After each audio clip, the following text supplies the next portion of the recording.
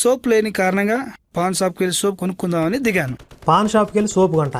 Pan షాప్లో సోపులు అమ్ముతారండి ఎడన్నా? ఓర్ని.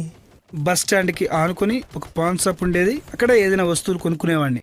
ఆ రోజు కూడా సోప్ కొనుక్కుందామని ఆ పాన్ షాప్ దగ్గరికి వెళ్ళాను.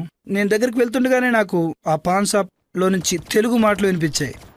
పాన్ షాప్ ఏందిరా బాబు? పాన్ షాప్ ఏంది? పాన్ షాపులో సోప్ ఏంది? అసలు నా ఏనుగు ఎక్కడా, నా రిక్షా ఎక్కడ అన్నట్టు చెప్తున్నావేంట్రా? ఓరి నాయను.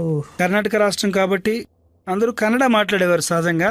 చాలా కాలానికి తెలుగు మాటలు వినిపించేసరికి నాకు చాలా అసలు కన్నడలో సగం మంది తెలుగు వాళ్ళే ఉంటారు.